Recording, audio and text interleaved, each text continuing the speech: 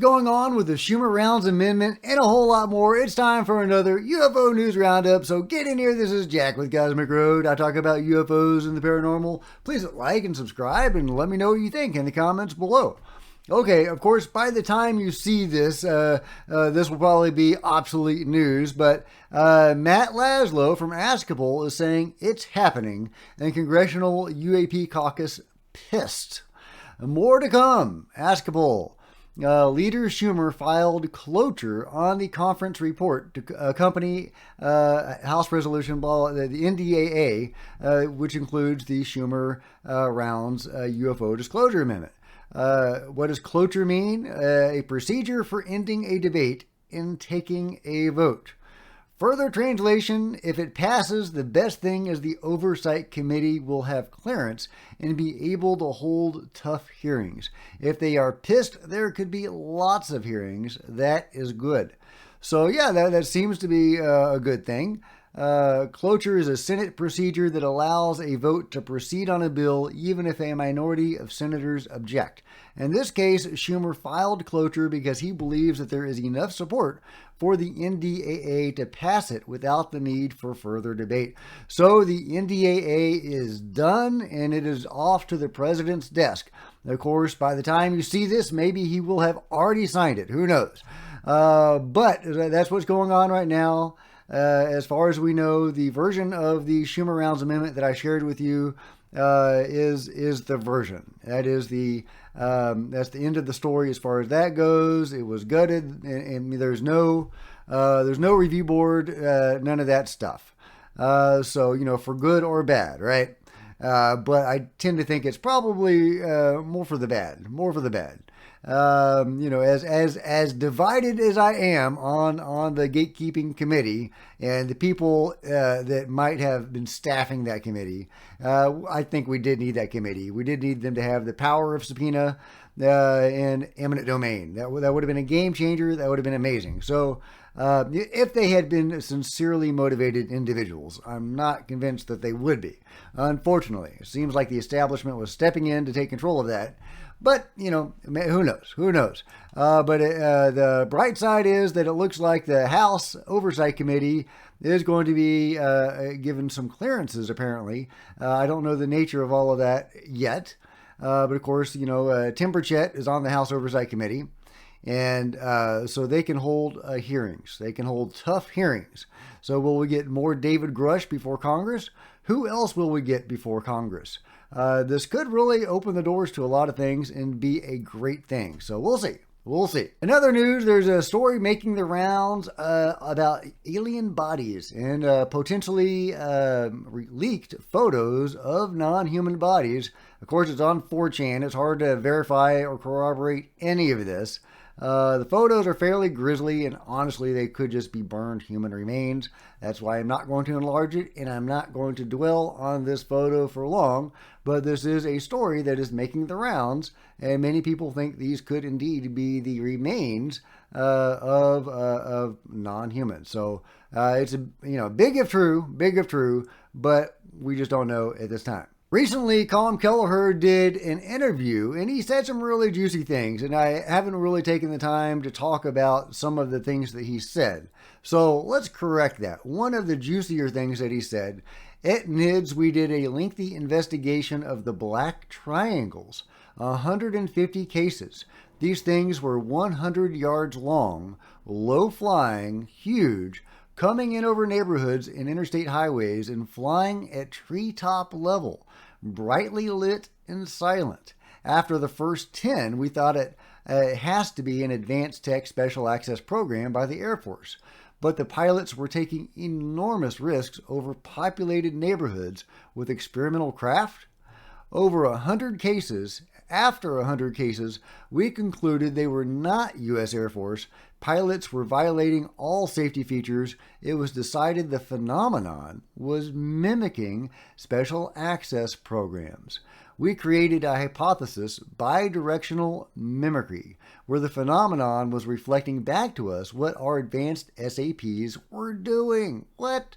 They were not us. But it was so confusing, low-flying, massive black triangles. One flew over Scott Air Force Base in Illinois on January 5th, 2000. 4 separate police precincts with multiple officers watched it move about. It was unbelievable. The Pentagon has had a cushy number covering this up for years. The cat is out of the bag. There's no putting the genie back now. Amen, brother. Amen. You preached, Dr. Colm Kelleher. But isn't that juicy that the phenomenon could be mimicking special access programs? Of course, there's a precedent for it, potentially, maybe multiple precedents for it. The phenomenon reflecting back on us, something that already existed. You can make the argument about crop circles, although I think that maybe crop circles did exist anomalously hundreds of years ago. So that's debatable, but like the Men in Black. Some of the Men in Black are human, some are not. All perform the same function, but all mimic how we think of FBI agents, FBI special agents. It mimics a organization that we're familiar with. And I think that is really intriguing. Of course, even there's room for debate because I have my own personal brush with the Men in Black, and they were in the form of the FBI. And they were, my local MUFON group was investigating the cattle mutilations in our area in Madison County along OSR. And the FBI was hushing it all up. And it was actually much bigger than publicly reported. And they even put pressure on MUFON not to continue the investigation. So at least that was the word. That was the word that we were hearing, and we were directed from the MUFON higher-ups not to continue the investigation. So I don't have any corroboration that that was because of the FBI. I do want to make that clear. Men in Black, if you're watching, I don't have any direct corroboration that that actually happened, but that is what we were told. So in that case, the FBI were acting as the Men in Black. So if the Men in Black were reflecting the FBI, now the FBI is reflecting the Men in Black. Of course, they're all probably part of the same cover-up. Danny and Mike, Colm Kelleher get in a little exchange about that. They talk about those claims, Colm Kelleher's claims. Danny says, so the phenomenon is mimicking U.S. covert programs because, 1, just a coincidence. 2, there is an agreement between the U.S. and the phenomenon. Well, of course there is. 3, attempt by the phenomenon to communicate with humans. And of course, they're communicating. 4, other reasons. In other words, why does the phenomenon choose to mirror U.S. government human covert programs, operations? Why not simply mirror civilian airliner flying from New York to London, for example?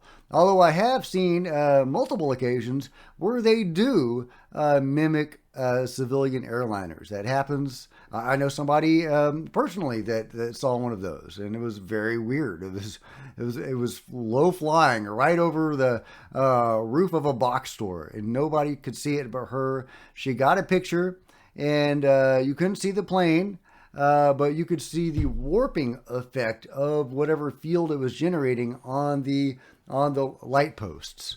It was very weird. If I remember, I will try to get that picture for you. But it was a really weird phenomenon. But yeah, I've run across that multiple times where UFOs will mimic airliners, and I've shown videos where they'll mimic clouds. I've shown 2 of those videos. One that was very solid. One I have questions about. But they'll mimic just about anything.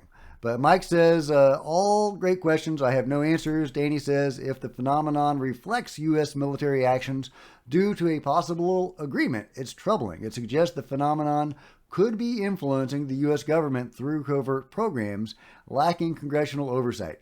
This could mean it's shaping human development through these hidden U.S. government initiatives. This aligns with theories suggesting historical infiltration of religious bodies like the Vatican by the phenomenon to sway humanity. Slide 9 also corroborates this. We are being played, and we have no idea to what end. Well, indeed, we are being played, and the phenomenon is doing some of that. I don't know about all of what he's saying. I don't know if I quite agree with everything that he's putting out there.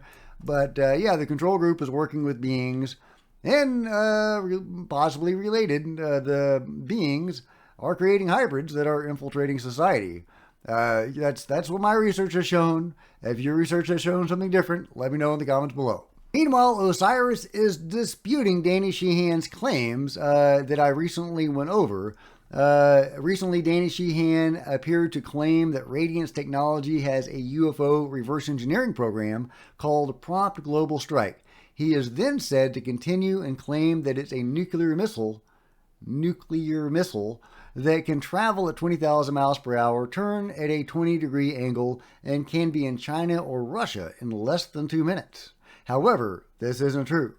See the report from the Congressional Research Service, Conventional Prompt Global Strike and Long-Range Ballistic Missiles, Background and Issues. And he gives a link. Additionally, the claim of 20,000 miles per hour is simply ludicrous. And that's how he spells ludicrous. Sorry, Osiris, to give you flack, but I'm a writer. Yeah. Hypersonic speeds start at Mach 5 or between 3,800 and 7,600 miles per hour. For comparison to Sheehan's claims, 20,000 miles per hour would be above the speeds of Mach 25. You can also see by the two attached images, Radiance Technologies is not listed as being part of the Prompt Global Strike. In 2003, the DoD specifically identified a new mission, Prompt Global Strike, PGS, that sought to provide the U.S. with the ability to strike targets anywhere on Earth with conventional weapons in as little as an hour without relying on forward-based forces. DoD argued that this capability would bolster U.S. efforts to deter and defeat adversaries by providing the United States with the ability to attack high-value targets or fleeting targets that might be visible for only a short amount of time promptly at the start of or during a conflict. Okay, I'm not going to read the whole thing. It's actually pretty lengthy, but I will link to it and you can read Osiris's arguments at your leisure. I will read the concluding paragraph. The Falcon study and the proposed CAV hypersonic vehicle became the foundation for the Hypersonic Technology Vehicle, HTV. While this vehicle served initially as the leading contender for a hypersonic glider for the CPGS mission, it was sidelined after two failed tests in the 2010 and 2011. Nevertheless, the Air Force has continued to pursue the development of a vehicle similar to the HTV, now known as the Tactical Boost Glide System, which would be launched on a modified version of the Army's tactical missile system. Anyway, I don't know the ins and outs of any of that, but I did want to present this counter-argument to Danny Sheehan's claim of this nuclear missile that can get from A to Z in 2 minutes. If that is true, that would clearly imply using reverse-engineered or gifted alien technology or non-human technology, which would be interesting. It would be very dangerous, in my mind, to weaponize UFO technology, but of course they would. That's why they're reverse engineering it, right? That's how they roll. That's how they roll. Unfortunately, again, I do have doubts about us being able to reverse engineer the propulsion system of a UFO. I believe that we have reverse engineered parts of UFOs, and we have derived technologies based on that technology, but the actual core of the ship, I don't know. Maybe. I mean, my mind goes to the analogy of a caveman finding a time traveler's cell phone. How could he reverse engineer that? How could he even understand that? But maybe we are sufficiently advanced to actually do that. Maybe I'm underestimating humanity. Entirely possible. Or it's also possible that this is gifted technology of some sort.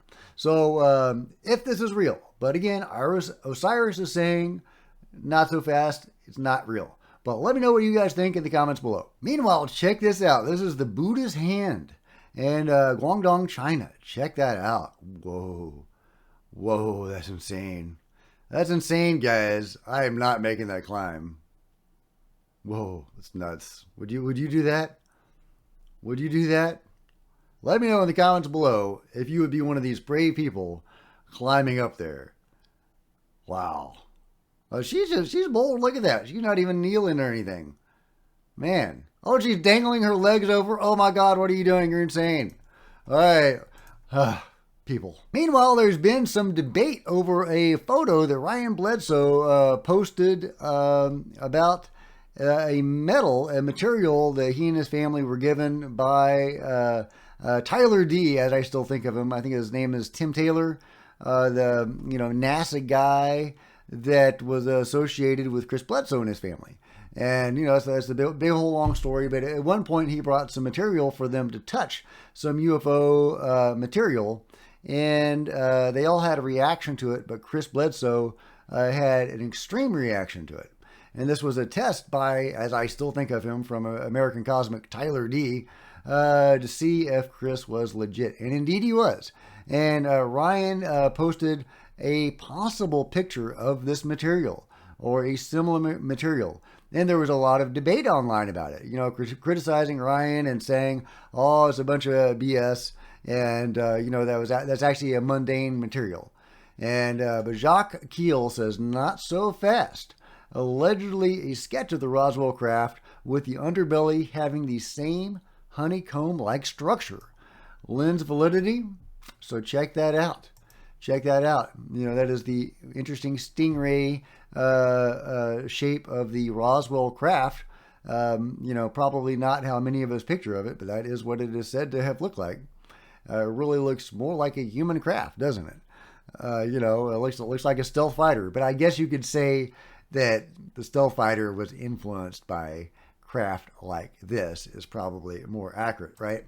But yeah, so it had this weird honeycomb-like structure that could very well support Ryan's claims. And I believe Ryan Bledsoe.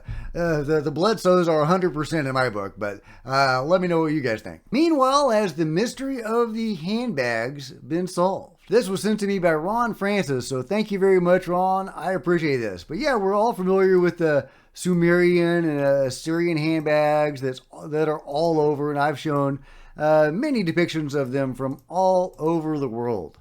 It's incredible how global these are, and I've already gone through that. But what are they? What are those mysterious handbags? What in the world are they? Are they holding the secret to life? Are they is that a secret of enlightenment right there? They're holding the pineal gland in one hand and something related to that in the other. Well, not so fast, says this channel, World of Antiquity. Definitely check it out. He says it's a water bucket. He says the handbags of the gods are water buckets. And he gives examples here of ordinary humans carrying water buckets that look just like that in these ancient friezes and bas reliefs, whatever the proper word for this art is. However, I do have a quibble. Not all of the water buckets look like the handbags. Some of them look like that, was this rounded shape or elongated. They don't all look like the ones that we're familiar with. And yet the ones we're familiar with are how they are depicted globally. The global depiction of the handbag of the gods is consistent, and they all look like this. So I'm not entirely convinced by his theory, but he does have a really, really good point and some great research. He doesn't think this is the pineal gland. He thinks these are flower clusters, and that the gods are bringing, they're putting the flower clusters over this tree of life, symbolizing agriculture, and they're bringing water and flower clusters to fertilize and pollinate, I guess, the tree of life. Maybe that's spiritually significant and symbolic, and it also symbolizes agriculture. And so very possible, very possible. And he poo-poos the idea that the pineal gland is represented by that pine cone shape. And so that is the flower cluster. So and that is the water bucket according to this research. And this structure here is potentially the tree of life. So I think that his research is very compelling, and he makes a great case. Am I 100% convinced? No, but I do Again, I think it's very compelling, and I highly recommend you checking out the full video, and I'll link to it below. And again, Ron, thank you very much for the story. I appreciate it. And if you've enjoyed this video, guys, please give me a big thumbs up. I sure appreciate it. Smash the subscribe button and the bell to be notified of future videos so you don't want to miss a thing. Join me on social media, Facebook, Twitter, and Discord links below. Love to see you guys there. If you wanted to support Cosmic Road in a bigger way, please consider grabbing a t-shirt in the merch store below or by becoming a channel member. Channel members are rock stars, and I really appreciate you guys' support. Thank you. Meanwhile, there are plenty of other videos on the channel, and I'll see you guys next time. This is Jack with Cosmic Road signing out.